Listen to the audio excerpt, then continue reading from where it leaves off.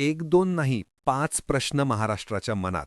या 5ही प्रश्नांची उत्तरं देणारी एकच व्यक्ती सुनेत्रा पवार. मात्र 1 महिना उलटला, सुनेत्रा पवारांची चुप्पी महाराष्ट्राला अस्वस्थ करते. सुनेत्रा पवारांची चुप्पी महाराष्ट्रातील राजकारणाला अस्वस्थ करते आणि सुनेत्रा पवारांची चुप्पी सुनेत्रा पवारांवरतीच बरेचसे प्रश्न उपस्थित करते. आजच्या मुद्द्यांवरती बोलण्याअगोदर एक टाईमलाईन लक्षात घ्या. हा विषय शेवटापर्यंत ऐका, विचार करा आणि मग कॉमेंट सेक्शनमध्ये तुमचं मत नोंदवा. मला सांगा, सुनेत्रा पवार यांनी अजित पवार गेल्यानंतर तिसऱ्याच दिवशी उपमुख्यमंत्रीपदाची शपथ घेतली. मान्य, परिस्थिती तशी होती. कदाचित शरद पवार, सुप्रिया सुळे यांनी पक्षावरती ताबा मिळवला असता सुनेत्रा पवारांनी घेतली ती भूमिका योग्य म्हटली गेली. पर गेल्या महिनाभरानंतर, अजित पवार गेल्यानंतर जे प्रश्न उपस्थित झाली आहेत त्या प्रश्नांवरती स्टँड घेण्यासाठीची वेळ सुनेत्रा पवारांकडे नव्हती का? प्रश्न 1. मी कालच्याच विषयामध्ये म्हटलं होतं की जय पवारांना जवळपास महिना उलटलाय, त्यावेळेस शहाणपण सुचलंय आणि आता ते म्हणतायत या विमानाचा मालक हा पायलटच्या सीटवर झोपलेला, त्याला तात्काळ अटक, VSR व्हेंचरचे सगळे विमानातच रद्द करा. प्रश्न सुरू झालेले आहेत 10 फेब्रुवारीपासून. रोहित पवारांच्या रूपाने ते प्रश्न उपस्थित होत होते. महाराष्ट्र तर पहिल्या दिवसापासूनच प्रश्न उपस्थित करत होता. जे या विमान अपघाताचे प्रत्यक्षदर्शी होते ते सांगतायत की आम्ही अजित पवारांच्या घड्याळावरूनही अजित पवारांचीच बॉडी आहे हे ओळखलं. तिथे पोलीस म्हणतायत इथे कुठल्याही प्रकारचं घड्याळच सापडलं नाही. जिथे दावा केला जातोय की ब्लॅक बॉक्सच जळाला, DGCAचा जो दावा आहे, तिथे लोक म्हणतायत की अजित पवारांचा मोबाईल सुरक्षित होता, उडालेली कागदं सुरक्षित होती आणि ब्लॅक बॉक्स जळाला. तिसरा मुद्दा तयार होतोय की जर अजित पवार गाडीनेच येणार होते तर ते विमानाने का आले? रोहित पवारांच्या दाव्यानुसार पटेल आणि तटकरे यांनीच अजित पवारांना विलंब केला. हा दावा, याच्यामागची कारणं समजून घेण्यासाठी सुनेत्रा पवार काय प्रयत्न करतायत? कारण शेवटी सुनेत्रा पवार किंवा अजित पवारांचं वैयक्तिक जे कुटुंब आहे त्या कुटुंबाव्यतिरिक्त कुणीही या मुद्द्यावरती स्टँड घेतला तर त्याला ते राजकारण करतायत असं समजावून किंवा सांगून त्यांना बाजूला हटवलं जातं.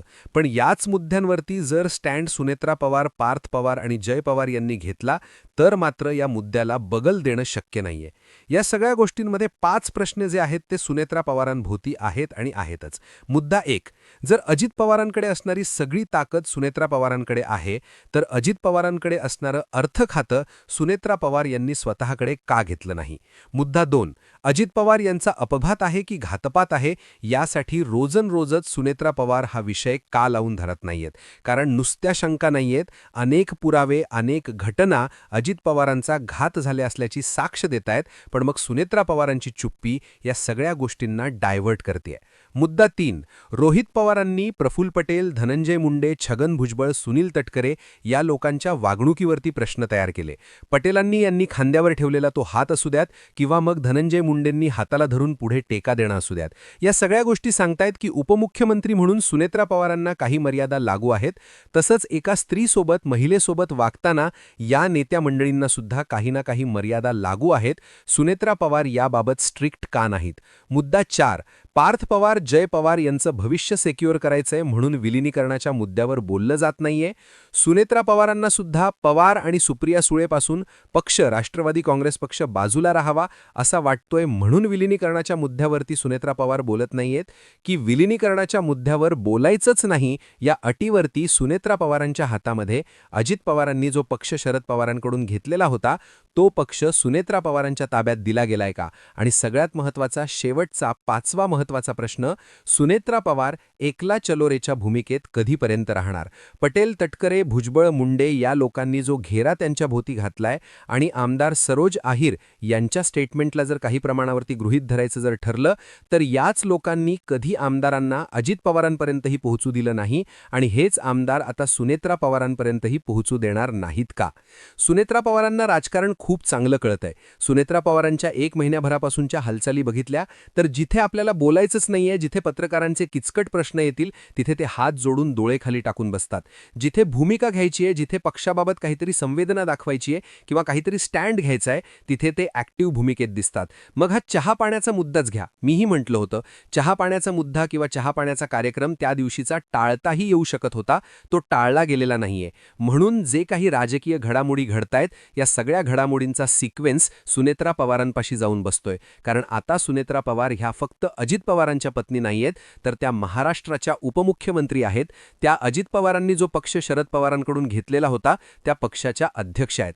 त्यामुळे एक राजकारणी महिला म्हणून, व्यक्ती म्हणून काही जबाबदाऱ्या त्यांच्याही बनतायत. त्याच जबाबदाऱ्यांमध्ये सगळ्यात महत्त्वाची भूमिका ही आहे की आपला पक्ष खरंच कोणाच्या तरी हातचा रिमोट कंट्रोल बनतोय का? विलिनीकरणाच्या मुद्द्यावर मी आधीही म्हटलं होतं, सुनेत्रा पवार बोलल्या तर विषय संपतोय. अजित पवार आणि भाजप यांच्यामध्ये शेवटच्या महिन्यामध्ये जे खटके उडत होते, त्या खटके उडण्याच्या प्रोसेसमुळे अजित पवार अस्वस्थ होते का? उत्तर सुनेत्रा पवार देऊ शकतात. जर सगळ्या भूमिकांमध्ये, अजित पवारांच्या अनेक निर्णयांमध्ये जर सुनेत्रा पवार इन्व्हॉल्व्ह होत्या, तर सुनेत्रा पवार बरीचशी कोडी सोडवू शकतात, बऱ्याचशा गणितांची उत्तरं देऊ शकतात आणि महाराष्ट्रासमोर पडलेल्या प्रश्नांनाही उत्तरं देऊ शकतात.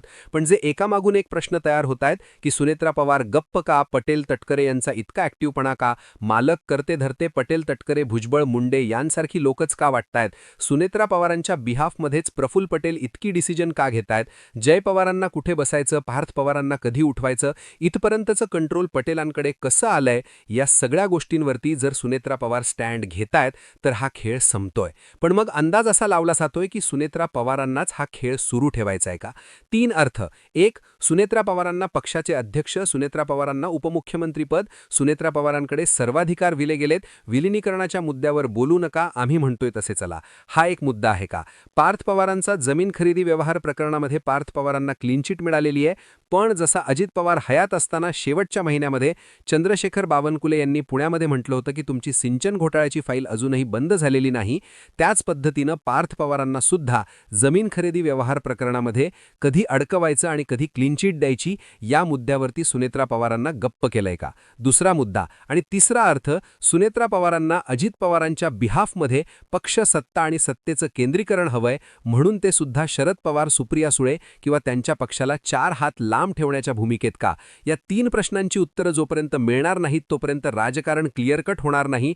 पण हे मान्य करून चला, हा सगळा खेळ जो सुरू आहे राजकीय, तो खेळ सुनेत्रा पवारांच्याच हातात आहे संपवणं. आणि ज्या अर्थी तो संपवला जात नाहीये त्याचाच अर्थ असा की हा खेळ सुनेत्रा पवारांना सुरू ठेवायचा आहे.